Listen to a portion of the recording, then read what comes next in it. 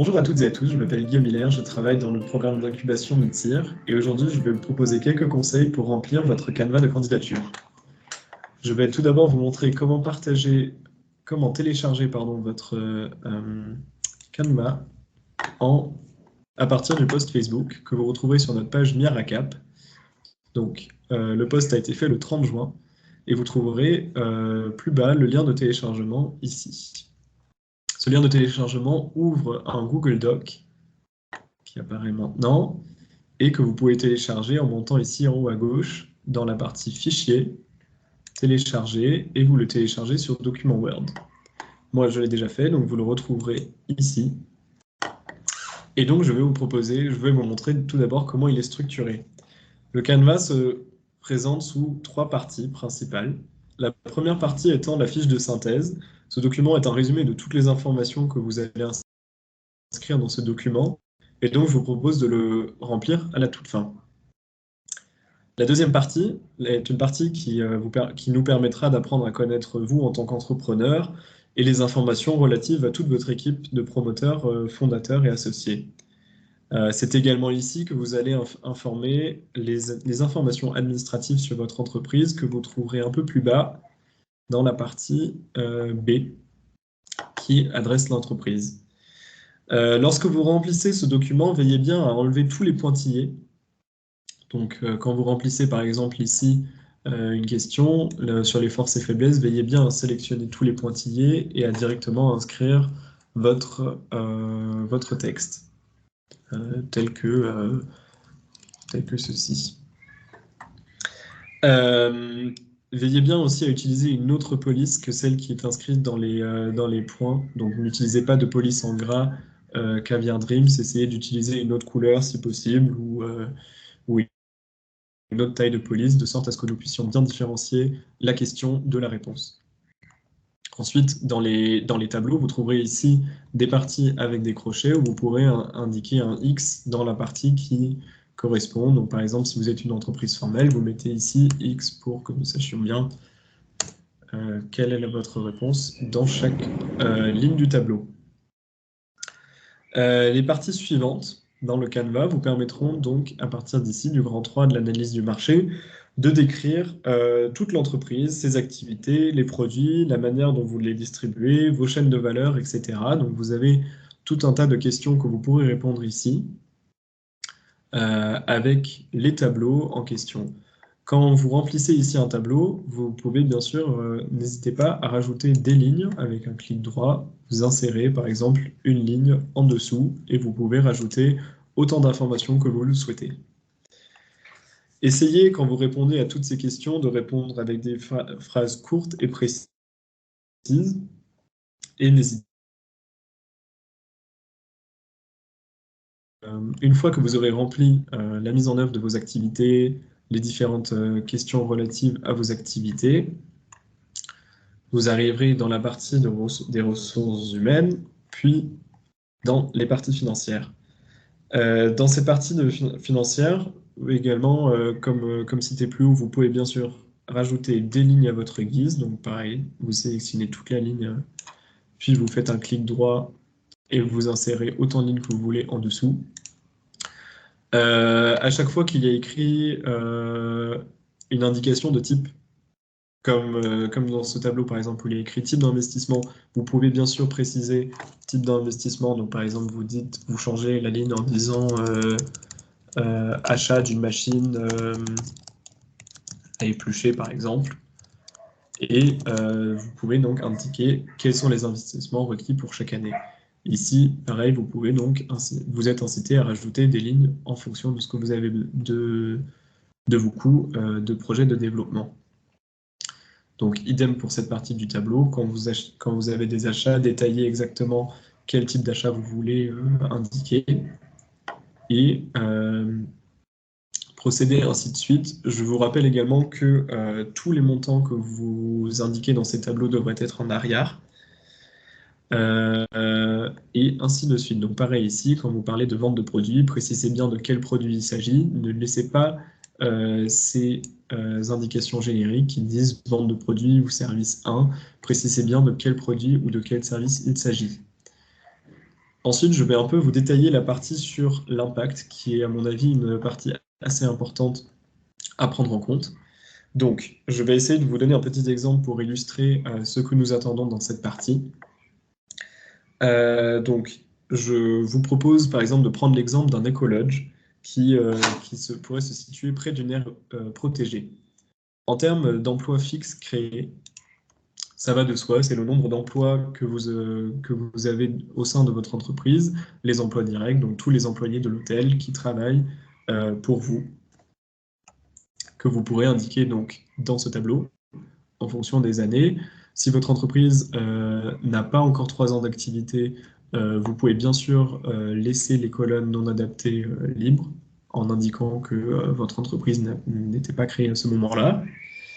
Euh, pour ce qui est des emplois indirects, donc si nous prenons à nouveau l'exemple de l'écologe, un écologe a une activité économique directe qui permet d'employer un certain, par exemple, un certain nombre de personnes, disons que vous avez 15 employés dans votre écologe, vous aurez donc comme impact direct 15 emplois créés avec des salaires récurrents. Et pour ce qui est des emplois indirects créés, vous pourrez par exemple citer toutes les activités des agriculteurs et pêcheurs qui sont impliqués dans, dans la chaîne des fournisseurs de votre restaurant, de votre hôtel. Donc par exemple, si vous travaillez avec les pêcheurs autour de votre hôtel qui vous vendent leurs poissons, eh ben, vous pouvez les citer comme emplois indirects créés, car ils sont directement liés à l'activité économique de votre écologe autour de votre aire protégée.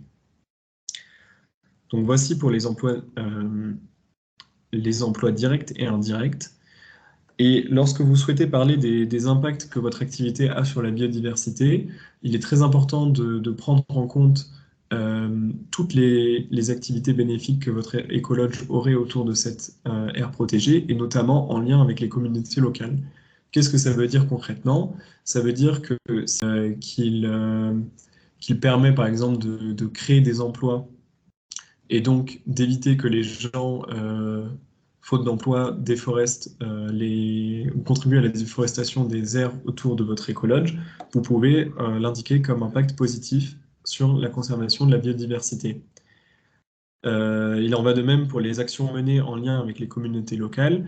À ce stade, vous pourrez parler des différentes actions sociales que vous avez mises en place autour de votre écologe. Encore une fois, n'hésitez pas à bien détailler et à bien préciser l'impact que vous avez, notamment en termes de création d'emplois, en termes d'amélioration des conditions de vie des populations locales et en termes de développement d'activités durables, qui sont par exemple une gestion des forêts beaucoup plus durable qui essaie de limiter la déforestation. Euh, Peut-être que l'écologe contribue à des journées de reforestation. Donc ça, c'est également des impacts que vous pourrez indiquer dans cette partie. Il est bien évident que l'écologe n'est qu'un exemple parmi beaucoup d'autres activités et que je ne parle pas du tout de tous les autres secteurs d'activité auxquels pourraient toucher vos activités en tant qu'entreprise qui souhaite candidater à cet appel à projet. En termes d'impact négatif de vos activités sur la conservation de la biodiversité et les communautés locales, on pourrait par exemple imaginer que un certain nombre de personnes ont perdu leur emploi parce que la population locale n'achète plus de charbon et que donc les producteurs de charbon se retrouvent sans emploi. Les mesures d'atténuation directe sont bien évidentes à ce stade-là. On pourrait imaginer qu'elles sont embauchées directement dans l'hôtel, et donc bien évidemment vous avez mitigé l'impact négatif social sur ces personnes. Mais encore une fois, c'est vraiment juste à titre indicatif et d'exemple. Je vais ensuite continuer sur la partie 8, qui parle des difficultés rencontrées de l'entreprise. Ici, cette partie vous permettra de décrire les attentes que vous avez à notre programme d'accompagnement. Vos besoins en termes de formation, vos besoins en termes d'accès au marché, que ce soit local, national ou international, euh, ou d'autres sujets de développement auxquels vous pourrez penser et montrer des difficultés de développement. Ensuite, sur la dernière partie, la feuille de route, l'idée est de vous demander de vous projeter dans notre programme d'accompagnement qui va vous permettre de fixer des objectifs pour les 4 mois de la première phase, qui est la phase de preuve de concept. Dans cette phase, on vous demandera de réfléchir à différents KPI. Donc, les KPI sont des indicateurs de performance que vous souhaitez suivre. Encore une fois, ici, on va vous demander de remplir directement vos objectifs. Donc, indiquer quel est votre objectif dans la première case et comment est-ce que vous souhaitez le suivre et le mesurer. Ici, il est important également de vous projeter potentiellement un peu plus loin, sachant que la candidature que vous allez soumettre va être soumise pour la première phase d'accompagnement, qui est une phase de preuve de concept qui va durer 4 mois, mais que certaines entreprises seront également accompagnées sous condition d'avoir atteint leurs objectifs durant la première phase, pendant une deuxième phase qui est une phase d'accélération qui va durer 8 mois, ou potentiellement encore une troisième phase, qui est une phase de passage à l'échelle qui durera 12 mois à partir de la fin de la période d'accélération. Donc en tout, l'accompagnement se fait sur 4 mois pour la première phase, 12 mois si vous participez à la phase de preuve de concept et d'accélération, et de 24 mois si vous participez aux 3 phases du programme, qui sont la phase de preuve de concept, la phase d'accélération, ainsi que la phase de passage à l'échelle. Une fois que vous aurez rempli toutes ces informations, vous aurez donc terminé le Canva et vous pouvez revenir à la première partie de ce Canva qui est la fiche de synthèse. Je vais rapidement y remonter, qui se trouve donc ici. Normalement, vous aurez répondu à toutes les questions nécessaires pour récapituler cela dans ce petit tableau. J'ai encore 2-3 derniers conseils à vous donner pour la route, donc bien sûr, n'hésitez pas à relire votre Canva, évitez les fautes d'orthographe et les fautes de frappe et les petites coquilles que vous pourrez éliminer et qui attesteront du sérieux de votre candidature. Ensuite, ce que je vous propose, c'est directement d'exporter votre fichier. Donc ici, quand vous allez, je vous remonte rapidement, en haut à gauche, dans Fichier, vous l'exportez, vous créez un PDF. Ce PDF sera nommé donc sous la forme de nom de l'entreprise. Donc par exemple, si je parle moi de mon entreprise, de mon école, je l'appelle Solaire. Solaire. Donc j'indique le nom en capital, le nom de l'entreprise. Ensuite, le tiret du 8. Et je l'appelle Canva de candidature Mid-Tir. Je le sauvegarde sur mon ordinateur et l'envoie ensuite par mail à l'adresse midsir@miracap.com. Alors, je vais rapidement vous montrer la forme. Ici, bien évidemment, vous aurez toutes les informations remplies. Donc, je vous prie bien sûr de ne pas laisser la première page de garde avec le nom, avec ce template qui dit nom de la startup. Effectivement, j'aurais dû le remplir directement ici. On va y retourner. Si je l'appelle Solaire ici,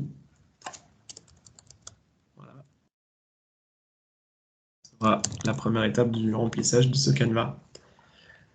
Voilà, je pense qu'avec ceci, vous aurez donc tous les conseils nécessaires pour remplir le Canva de manière à ce que, de manière la plus correcte. Si vous avez des questions, bien évidemment, vous pouvez nous retrouver le tout sur le post Facebook avec notamment le lien vers notre foire à questions. Et je vous souhaite bien évidemment bon courage pour cette candidature. À très bientôt.